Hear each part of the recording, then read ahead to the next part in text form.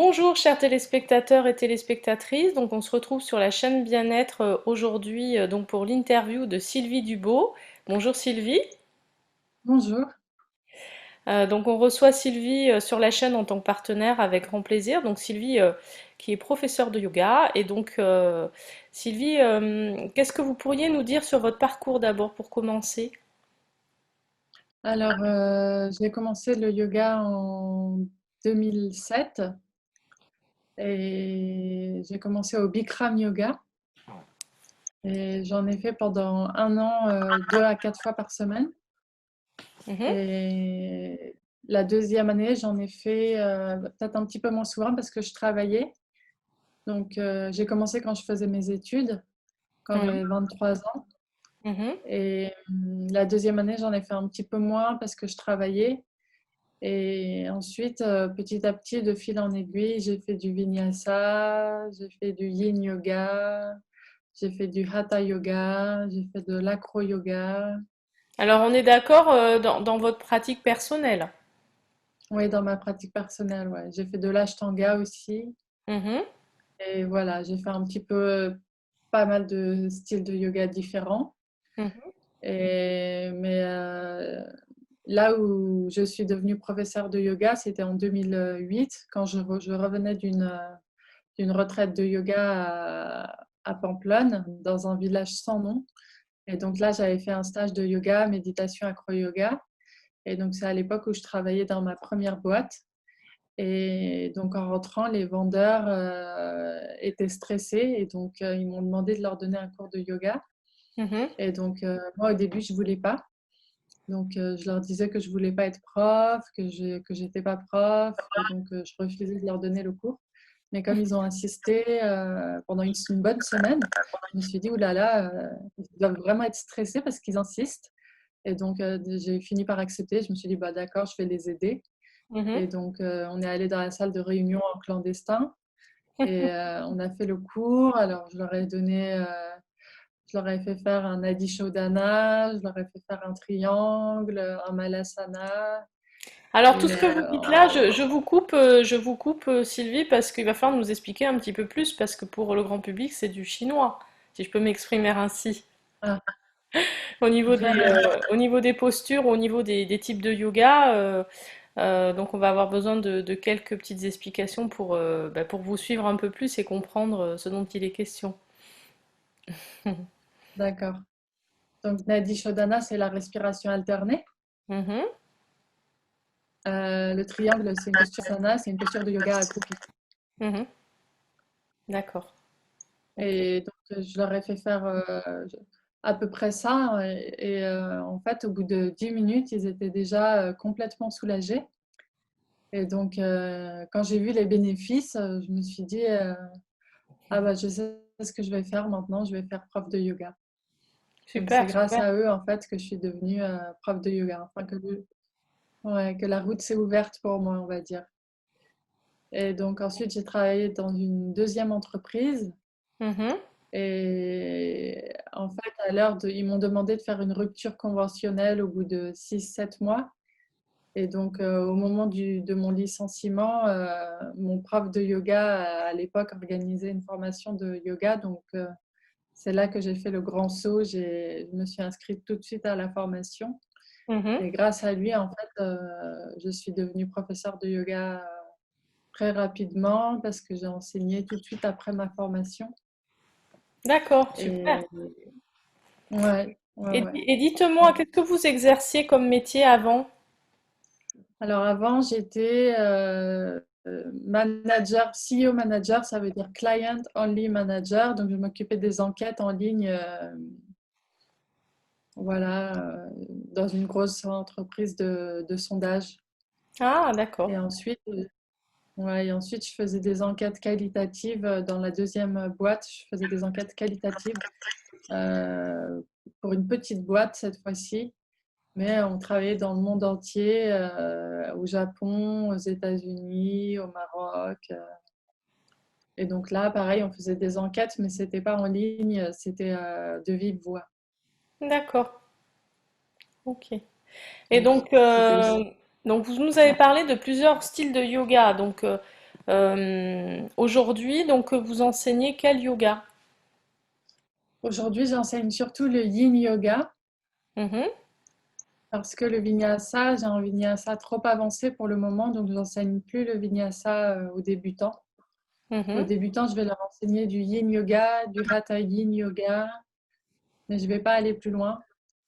Et Ok. les avancés, s'ils ont l'habitude de faire du yoga, dans ces cas-là, je peux leur faire un cours de vinyasa avancé. Alors, est-ce que vous Mais c'est pouvez vrai que nous en dire un petit peu plus sur le yin yoga? alors, le yin yoga, on travaille les tissus profonds, les fascias, les tissus connectifs, tout ce qui est tendons, ligaments. Donc, c'est un yoga de détente, relaxation et Mhm. méditatif. D'accord, On donc c'est assez travaille doux. surtout la. Excusez-moi. Comment? Excusez-moi, c'est assez doux. C'est très doux. C'est très doux. On travaille le lâcher prise. C'est très méditatif. Ça peut tirer un petit peu. Mhm. Il faut trouver sa zone de confort entre le confort et l'étirement. Il ne faut pas chercher à aller trop loin dans l'étirement parce qu'on reste longtemps dans les postures. On reste 3 à 5 minutes dans les postures. Mhm. On peut rester jusqu'à 10 minutes. Il y en a qui vont même jusqu'à 20, mais bon, moi, j'ai jamais fait. Euh, mais vraiment, comme on reste longtemps dans les postures, il ne faut pas aller trop loin au début dans ses habitudes. Il faut aller moins loin pour pouvoir rester dans la posture. Mhm. D'accord. Donc c'est vraiment quelque chose, c'est une petite endurance qu'il faut avoir quand même. Enfin, on y va doucement, à son rythme, on écoute son Ouais. corps et puis on va rester un petit moment dans la posture comme ça. Oui, il faut Mhm. beaucoup respirer, mais sans tension. C'est une respiration fluide Ok, d'accord. Ensuite, pour accompagner, oui, oui, oui, pour aller plus loin et pour pouvoir se lâcher. se, ouais, se détendre. Ouais, exactement. D'accord, ok. Donc, au niveau, vous parliez donc du yin yoga, vous avez parlé du vinyasa aussi. Donc, qu'est-ce que vous pourriez nous dire sur le yoga vinyasa? Alors, sur le vinyasa, je l'étudie avec Mira Jamadi. C'est une prof de yoga à Aix-en-Provence. Et donc, j'étudie le yoga des éléments. Donc, c'est Hmm, le yoga des chakras. Donc, en fait, j'étudie chakra par chakra à chaque fois. Je vais faire une pratique et j'observe mes sensations dans la journée. J'observe ce qui se passe autour de moi dans la journée. C'est vraiment un yoga d'observation et de ressenti. hmm. Donc c'est un yoga ben, qui finalement, enfin voilà, pour la plupart des gens, on se dit, bah tiens, je vais faire ma séance de yoga, puis après c'est fini. Mais là, avec le Ouais. yoga vinyasa, finalement, c'est quelque chose qui va durer pendant un certain temps. Oui, oui, oui. Mais je le fais aussi avec le yin yoga. Mhm. J'observe mes sensations dans la journée. J'observe ce qui se passe dans ma journée, voir où j'en suis moi. Je m'observe. Oui, c'est très intéressant parce que du coup, ça permet ben, d'apprendre à connaître son corps. Oui, et de se connaître soi, Mm. de savoir ce qui correspond pas, comment on a pratiqué, s'il y a des choses qui allaient, s'il y a des choses qui n'allaient pas. D'accord. Ok. Est-ce que dans votre manière de pratiquer, il y a une progression? Vous avez mis en place des étapes ou comment vous faites? Comment ça marche, vos cours? Alors, moi, je travaille beaucoup l'élément eau, c'est le deuxième chakra, donc qui est en lien avec les émotions et la créativité, pour toujours revenir à l'émotion, en fait. Quand je suis stressée, en fait, moi, je reviens toujours à l'émotion. Mhm. Et donc, je reviens régulièrement au deuxième chakra. Et comment dire, ensuite, je peine à faire le premier chakra qui est plus renforcement musculaire. Donc ça, celui-là, il est un petit peu plus difficile pour moi parce que j'ai l'habitude de travailler en détente. Mhm. Donc, je cours pas après le premier chakra, mais je le fais. Je le fais quand même. Et là, j'ai des nouvelles séances de terre. Le premier chakra, c'est la terre. Donc, j'ai des nouvelles séances de terre-air, terre-sahaja. Donc, sahaja, c'est le mouvement libre et spontané. Donc, c'est plus fluide, c'est plus agréable à pratiquer pour moi. Donc, je vais pouvoir faire mes séances terre d'une autre manière et Mhm, je vais avoir les mêmes bénéfices. Alors, l'élémentaire, c'est beaucoup la sécurité intérieure, la personnalité, les liens avec la famille. mhm. Donc, quand on veut travailler ça, on travaille le premier chakra. Ok.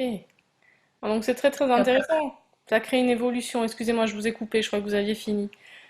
Je vous non, ai... je disais, après, il y a les autres chakras, il y a l'élément feu, il y a l'élément air, il y a l'élément éther et il y a l'élément espace. Donc, Ajna chakra, le troisième œil.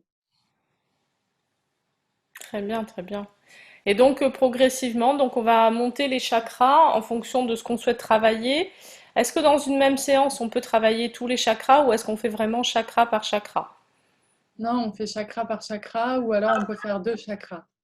D'accord. Ok. Et l'objectif, évidemment, c'est d'harmoniser le chakra qu'on travaille. Oui, voilà. On peut rester plusieurs jours sur le même élément. Hmm, évidemment. D'accord. Très bien, très intéressant tout ça, Sylvie. Euh, qu'est-ce que, euh, qu'est-ce que je voulais vous dire? Oui, par rapport donc à tout ça, vous pratiquez comment? Comment vous enseignez? Vous enseignez plutôt en présentiel, à distance? Comment vous fonctionnez?